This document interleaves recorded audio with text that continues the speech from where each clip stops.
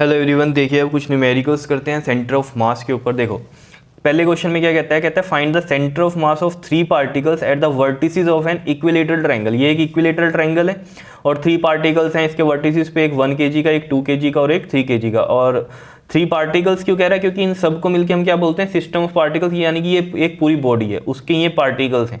Clear? तो equilateral triangle है और जिसमें उसने बताया हुआ है 10 मीटर का क्या है, इसमें इसकी साइड है। क्लियर?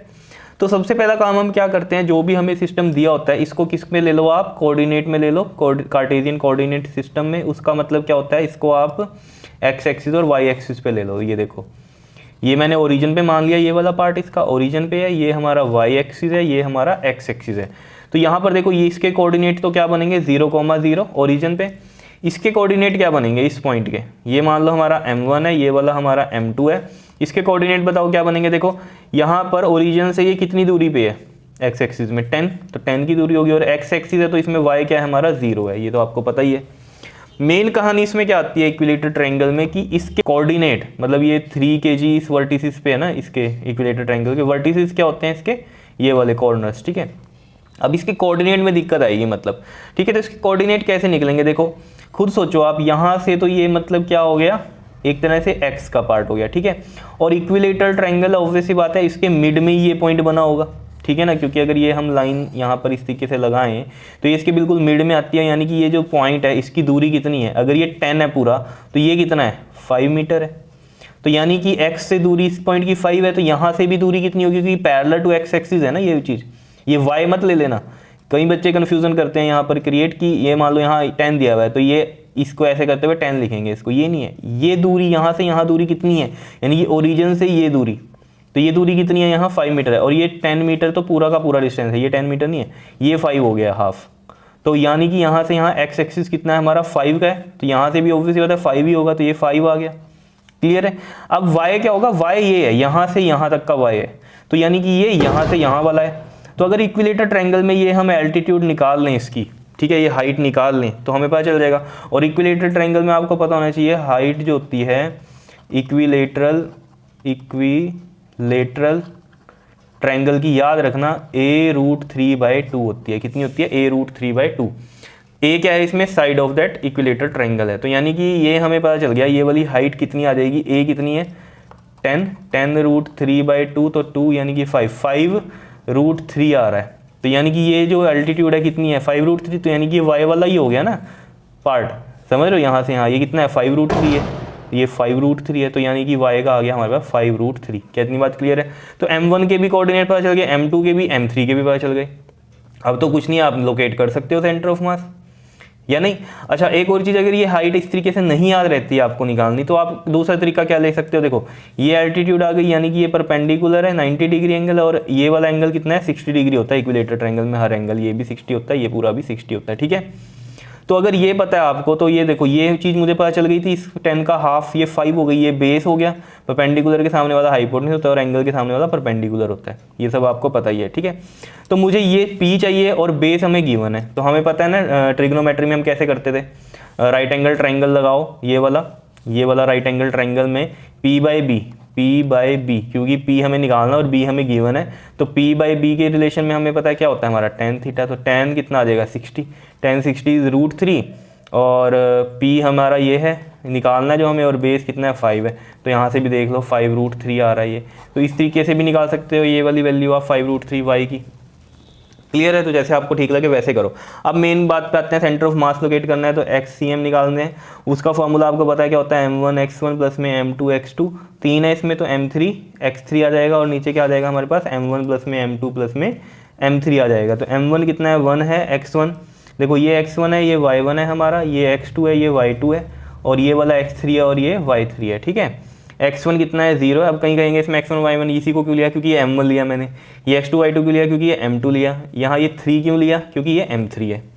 ठीक है, तो 1 × 0 प्लस में m2 कितना है 2 है, और x2 कितना है यहाँ पर 10 है, और m3 कितना है 3 है, और x3 कितना है हमारा 5 है, और नीचे ऐड कर दो 1 + 2 प्लस में 3, 1 × 0 0, 2 × 10 इज 20, एंड 5 3 = 15, और नीचे ऐड करो ये कितना आ रहा है हमारे पास 6 आ रहा है। 20 और 15 कितना होता है जल्दी से बताओ, 35, और ये कितना आ गया अपॉन में 6। ये किसी पे कट तो नहीं होते, बस ऐसे ही रहने दो इसको, ठीक है। ये आ गया हमारे पास 35/6। और ऐसे ही YCM आप निकाल लो, Y coordinate centre of mass का। तो इसका फॉर्मूला आपको पता ही है, m1 y1 plus m2 y2 plus m3 y3 upon में m1 plus m2 plus m3। मैं डायरेक्ट लगा रहा हूँ, ठीक है। m1 कितना है 1 है, y1 है 0, प्लस में m2 कितना है 2 है, y2 है 0, m3 है 3 और y3 कितना है हमारे पास 5√3 है, अपॉन में टोटल मास कितना है हमारे पास 6 है। क्लियर है इतनी बात, बताओ कोई दिक्कत इसमें। अब यहाँ पर देख लो जरा क्या आ रहा है आपके पास, ये 1 × 0 0, 2 × 0 0 और ये 15√3 आ जाएगा, 5 3 15, 15√3 और ये अपॉन में 6। तो यानी कि y कोऑर्डिनेट आ रहा है आपका 15√3/6। तो यानी कि जो सेंटर ऑफ मास के कोऑर्डिनेट आए हैं वो कितने आए हैं 35/6, 15√3/6 ये कोऑर्डिनेट्स हैं। क्या इतनी बात क्लियर है या नहीं है, बताओ, दिखाई दे रहा है, समझ में आया। क्वेश्चन बिल्कुल सिंपल था, लेकिन बस जो दिक्कत इसमें आती है बच्चों को वो क्या आती है कि इसके कोऑर्डिनेट नहीं निकलते। तो वो बिल्कुल ईजी है, इसका हाफ ले लो, ठीक है, 10 का हाफ 5, वो x का आ जाता है हमारे पास। और y के लिए हमें ये एल्टीट्यूड अगर निकालनी आती है तो हम निकाल सकते हैं। क्लियर है। अब आ जाओ इधर, ये भी इंपॉर्टेंट है बहुत ज़्यादा क्वेश्चन। देखो क्या कहता है ये, each square has mass 1 kg। बहुत इंपॉर्टेंट क्वेश्चन है। कहता है each square has mass 1 kg। ये जितने स्क्वायर हैं, 3 स्क्वायर हैं, इनका सबका मास कितना है, ये भी 1 kg है, ये भी 1 kg है और ये भी 1 kg का मास है, ठीक है। और इनकी साइड जो है 1 मीटर है। तो ऑब्वियस बात है ये भी 1 है, ये भी 1 है, ये भी 1, ये भी 1, ये भी 1, ये भी 1, ये भी 1, सब कुछ 1 है, ठीक है। Find the coordinate of the centre of the mass. इस पूरे सिस्टम का सेंटर ऑफ मास आपको निकालना है, सीधी सी बात ये है, मतलब उसके कोऑर्डिनेट्स, पोजीशन। तो सबसे पहला काम हम क्या करते हैं जी, इस पूरे को हम इसमें मान लेते हैं, अपने XY प्लेन में मान लेते हैं। ये हमारा x एक्सिस हो गया और ये वाला हमारा y एक्सिस हो गया। इसको ओरिजिन मान लो 0,0। क्लियर। अब देखो जरा अभी सबसे पहला इसमें काम क्या होना चाहिए इस तरह के क्वेश्चन में, सबके कोऑर्डिनेट्स लिखो, सब पॉइंट्स के। इस पॉइंट का कोऑर्डिनेट लिखो जरा यहाँ का। देखो ये 1 है दूरी x से, ठीक है ना, ये ओरिजिन है, x एक्सिस पे है तो ये 1 हो गया और y क्या होगा इसमें 0 ही होगा। जब इस पोजीशन पे आएंगे हम तो देखो 1 ये 2 हो गया x का और y इसमें 0 हो गया। अब आ जाओ यहाँ पर, इस पॉइंट पे अगर हम देखें x की दूरी कितनी है 2 है और y की दूरी कितनी आ गई, देखो ये सारे 1 है ना, तो ये 1 हो गया, समझ रहे हो। ऐसे यहाँ पर आ जाओ, इसमें x की दूरी देखो कितनी है, यहाँ से x की दूरी कितनी है 1 है, तो ये 1 है आ गया। और y की दूरी y ऐसे ऊपर जा रहा है, ये भी 1 जा रहा है तो 1,1 आया आपके पास, ठीक है ना। ऐसे भी सोच सकते हो, यहाँ से यहाँ ये कितना है x में 1 है और y में कितना है, ये इधर से अगर आप देखोगे तो 1 है। क्लियर है। मैं बार बार ये चीज़ आपको बता रहा हूँ, बच्चे कन्फ्यूज होते हैं, यहाँ से देख रहे हैं सर ये वाला तो y का होगा, y का नहीं होगा ये, समझ रहे हो। ये मैं x का देख रहा हूँ यहाँ से यहाँ, तो इसके पैरेलल ये वाला हो गया हमारा 1। y का जब हमें देखना तो ऐसे देखेंगे ना वर्टिकली, तो वर्टिकली ऐसे देखेंगे 1 है तो ये 1 है तो ये भी 1 है।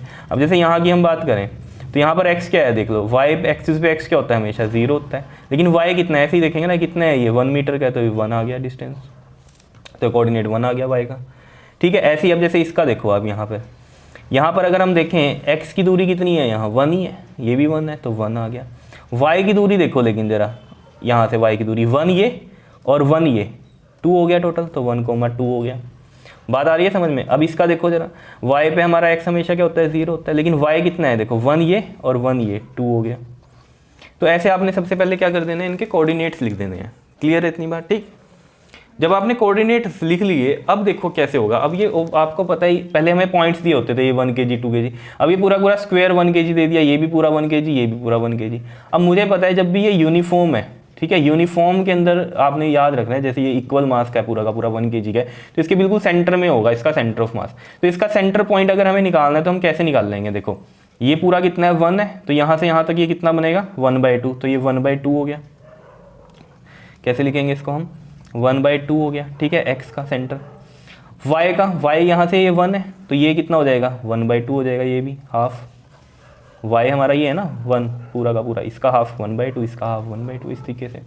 अब इस पॉइंट पे आओ जरा, देखो अब यहाँ पर अगर हम देखें इस पूरे पॉइंट में, यहाँ पर ये वाला पार्ट कितना है 1 है, ठीक है, और ये कितना है 1/2 है, इसका हाफ, ठीक है ना, इसका हाफ यहाँ पर 1/2 है। लेकिन 1 ये भी तो है ना x का 1 ये, क्योंकि हमें तो ओरिजिन से देखने हैं सबके, तो ये इसका सेंटर ऑफ मास हमें पता है यहाँ आएगा, लेकिन ये सेंटर ऑफ मास का कोऑर्डिनेट सिस्टम में क्या होगा, हमारा जो x के लिए वैल्यू होगी वो क्या होगी, वो हमें कैसे पता चलेगा। देखो यहाँ से देखो, ये पूरा का पूरा कितना है 2 है, ये 1 और आगे हाफ लेना है। 1 + 1/2 कितना होता है? 1 + 1/2 कितना होता है? 2 LCM 2 + 1 कितना आ गया? 3/2 होता है। तो हम लिखेंगे x का 3/2 आ गया। ठीक है, कोऑर्डिनेट्स निकाल रहे हैं इनके सेंटर ऑफ मास के अलग अलग के। ठीक है, अब y का हमें देखना है। y का तो बिल्कुल सिंपल है, ये पूरी की पूरी दूरी 1 है, इसका हाफ 1/2 था, तो ऑब्वियस बात है इसका भी हाफ 1/2 होगा यहाँ पर, तो ये 1/2 आ गया। क्या बताओ, समझ में आ रहा है? इसी तरीके से इसका निकालो। देखो सोचो, अब आप खुद देखो, अब आप देखो y में देखो, पहले चलो x का ही देख लो। x का ये हाफ होता है, यहाँ 1 है पूरा, तो ये 1/2, तो यहाँ भी 1/2 ही होगा इसका, ये वाला पॉइंट 1/2 होगा, तो ये आ गया हमारा x का 1/2। अब y का मेन है, देखो y ये पूरा पूरा 2 है, 1 यहाँ तक है, और इसका हाफ लेंगे क्योंकि इस बॉक्स का अगर हम बात करें तो इसके सेंटर में होगा, है ना, तो इसका सेंटर हाफ है, तो 1/1 ये और 1/2 ये कितना हो गया? ये 3/2 हो गया। क्या इतनी बात क्लियर है या नहीं है, बताओ। अब अगर इसमें हम देखें कोऑर्डिनेट सिस्टम में हम बनाए पॉइंट्स, ये हमारा y है, ये हमारा x एक्सिस है। ठीक है, ये एक सेंटर यहाँ आ रहा है m1 का, मान लो ये क्या है इसके कोऑर्डिनेट? 1/2 1/2। फिर एक के आ रहे हैं, इधर आ रहा है ये m2 है हमारा, इसका क्या आ रहा है हमारा? 3/2, साफ साफ बनाने के लिए, और ये 1/2 आ रहे हैं। ठीक है, फिर इधर मान लो ये आपके पास इसके ऊपर ही था ये m3, इसके कोऑर्डिनेट क्या आ रहे हैं हमारे पास? 1/2 कॉमा में 3/2 आ रहा है। यही है, बताओ कोई दिक्कत इसमें? यही है ना। अब क्या करें इसमें? सिंपल है। अब ये 3 पॉइंट मिल गए हमें, m1 m2 m3 के कोऑर्डिनेट्स भी पता चल गए। तो ये हमारा x1 है, ये y1 है, ये वाला x2 हो जाएगा, ये वाला y2 हो जाएगा, ये वाला x3 हो जाएगा, और ये वाला y3 हो जाएगा। अब तो सेंटर ऑफ मास आप निकाल सकते हो, निकाल लो जी। XCM कैसे निकलता है? m1 x1 प्लस में m2 x2 प्लस में m3 x3 अपॉन में क्या आएगा? m1 प्लस m2 प्लस में m3। फॉर्मूला है ये तो सिंपल, तो देख लो, अब इजी है, करो। m1 कितना था हमारे पास? देख लो, ये 1 kg था, सारे 1 kg के थे, m1 m2 m3। ठीक है, तो m1 1 x1 कितना है हमारे पास यहाँ पर, और यहाँ आप डायरेक्ट फॉर्मूला भी लगा सकते हो, एक जो मैंने आपको कहा था ना, इक्वल मास है, तो इक्वल मास में हमें याद है m1 अपना x के लॉन्ग x1 प्लस x2/2 किया था। अगर यहाँ 3 है तो x1 plus x2 plus x3/3 भी कर सकता हूँ, कोई दिक्कत नहीं है, उससे भी ईजी हो जाएगा। ठीक है, चलो हम इससे करते हैं 1, और x1 कितना है हमारा? 1/2 है, प्लस में m2 1 है, x2 है हमारा 3/2, प्लस में m3 है 1, और x3 कितना है हमारे पास? इज़ 1/2, और टोटल मास कितना हो जाएगा? ये 1 + 1 + 1 कितना आ गया? 3 आ गया। ठीक है, अब ये देखो 1/2 प्लस में 3/2 प्लस में 1/2 अपॉन में 3 है, इसका एलसीएम ले लो। एलसीएम लोगे तो 2 आएगा, तो ये 1 + 3 + 1 कितना आ गया? ये हमारे पास 5/2/3। अब देखो ये इसके नीचे ऐसे 1 लगाओ, और ये 5/2 इंटू में 1/3 करोगे, इस तरीके से कितना आ जाएगा? ये 5 और 3 2 6, 5/6 आ रहा है हमारे पास। कितना आ रहा है? 5/6। क्लियर? एक्सीएम आ गया, ऐसे वाईसीएम निकाल लो। तो मैं डायरेक्ट करूँगा वाईसीएम के लिए m1, या इस वाले फार्मूले से करके देखें, ये तो इससे निकाल ही दिया मैंने, अब डायरेक्ट भी तो कर सकते हैं हम इसमें, y1 + y2 + y3/3। क्लियर? करके देखना। अच्छा चलो उससे, ठीक है, मैं इसी से कराता हूँ। m1 कितना है? 1 है, और y1 कितना है हमारे पास? 1/2 है, प्लस में m2 है 1, और y2 है 1/2, प्लस में m3 है 1, और y3 है 3/2, और नीचे टोटल मास कितना है? 3 का है, तो 1/2 + 1/2 प्लस में 3/2 अपॉन में 3, और ये एलसीएम लेंगे 2, और ये 1 + 1 + 3, 3 + 1 4 + 1 5/2, सेम ही आएगा हमारे पास। 5/2 इंटू में ये 1 लगाएंगे अगर नीचे, तो कितना आ गया? 5/6 आएगा। ठीक है, तो कोऑर्डिनेट्स आ रहे हैं सेंटर ऑफ मास के 5/6 और 5/6, यानी कि 5/6 कहाँ होगा? ये 5/6 अगर हम देखें तो देखो, अगर मैं इसको डिवाइड करूँ ना, 5 ये रहा, 6 ये 0 पॉइंट आएगा, 6 8 दा 48, 2 0 6 3 दा 0.8 है। 0.8 देखो कहाँ पर आएगा, दोनों ही 0.8 है, इधर से भी 0.8, 1 ये था तो 0.8 यहाँ कहीं आएगा। ठीक है, और x का भी 0.8 कहाँ आएगा? इधर ही कहीं आएगा। तो मतलब ये 0.8 यहाँ पर, अगर 1 है ना ये पूरा, तो 0.8 यहाँ, इसका भी, y का भी 0.8 और x का भी 0.8, यहाँ पर कहीं जो है सेंटर ऑफ मास लोकेट करेगा। क्या इतनी बात क्लियर है? समझ में आया कैसे निकालना है हमने? बताओ, कोई इसमें दिक्कत? बिल्कुल सिंपल क्वेश्चन है, लेकिन इंपॉर्टेंट है, इस तरह के क्वेश्चन आपके एग्जाम्स में आते हैं। क्लियर है? कर लोगे ये? Okay, thank you.